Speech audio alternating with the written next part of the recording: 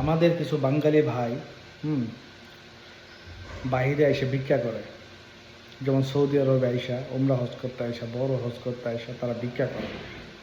আবার মালয়েশিয়াতে দেখলাম কিছুদিন যাবৎ কিছু বাঙালি আইসা ভিক্ষা করে। আমাদের বাঙালি ভাইরা ধরছে সৌদি আরবে আইসা তারা ভিক্ষা করে।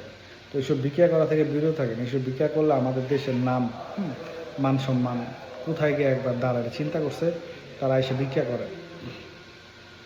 এমনিতেই তো আমাদের বাঙালির পাসপোর্টের কোনো ভ্যালু নাই, আমাদের কোনো মূল্য নাই। যে জায়গায় আপনার ইন্ডিয়ানরা আসে 70,000 80,000 টাকা দিয়া, সে জায়গায় আমাদের ক্লিনাররা আসে 5 লাখ 5.5 লাখ টাকা দিয়া। তারপরে আমাদের এই যে বাঙালি ভাই, কাতার, ওমান, বাহারাইন, মিডল ইস্টে যারা আছে, সেসব দূতাবাস থেকে বইলা দিছে যে যুদ্ধের কোনো কিছু নিয়ে তোমরা মন্তব্য বা কমেন্টস, লাইক, শেয়ার করবা না। রিয়ার দূতাবাস থেকেও বলে দিছে। তারপরেও আমাদের বাঙালি ভাইরা এই বিষয়ে সচেতন না। তারপরও কিশোরগঞ্জের একটা ছেলে আছে, সে এআই দিয়ে সৌদি আরবের পুলিশ সাজে, সৌদি আরবের আশকারি সাজে।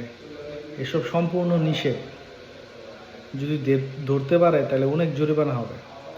সৌদি আরবের আইন লঙ্ঘন করে এমন কোনো কিছুই করা যাবে না, বুঝতে পারছেন? ভিক্ষা করা যাবে না, তারপর সৌদি আরবের কোনো ইন্টারনাল ব্যাপারে ভিডিও বানানো, এগুলো করা যাবে না। তারপর আমাদের বাঙালি ভাইরা ধরে, মারামারি করে। এগুলো আমাদের দেশের জন্য মান সম্মান নষ্ট হয়। এর জন্যই তো ভিসা দিতে চায় না আমাদের বিভিন্ন দেশে, পাসপোর্টের মূল্য দিতে চায় না। এখানে আপনারা আসছেন, কাজ করবেন, থাকবেন, খাবেন, ফ্যামিলিকে সাপোর্ট দিবেন। 2 বছর হলে ভ্যাকেশনে যাবেন, 1 বছর হলে ভ্যাকেশনে যাবেন। আপনারা এগুলো মানেন না। আর এখন যেহেতু বড় হজ আসতেছে, বড় হজের আগে Jiara visa, family visa, visit visa সবগুলো বন্ধ। কোরবানি ঈদের পরে, কোরবানি হয়ে গেলে তারপরে আবার জিয়ারা ভিসা আসবে। আজকে আমি কথা বলে আসছি এজেন্সির সাথে, তারা বলছে যে কুরবানির পরে আবার ভিজিটর ভিসা, জিয়ারা ভিসাগুলো খুলবে, ঠিক আছে? আর যেহেতু যারা উমরা হজের জন্য যারা আসতে চাইতেছে, তাদের এখন আর বাংলাদেশ থেকে আর আসা যাবে না, সব ভিসা বন্ধ।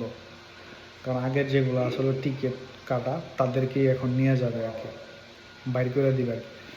তারপরে বড় হজের কাজগুলো সম্পাদন করবে। তো সবার কাছে একটা রিকোয়েস্ট, যারা যারা বাইরে আসেন, ভিক্ষা করেন না, কাজ করে খান।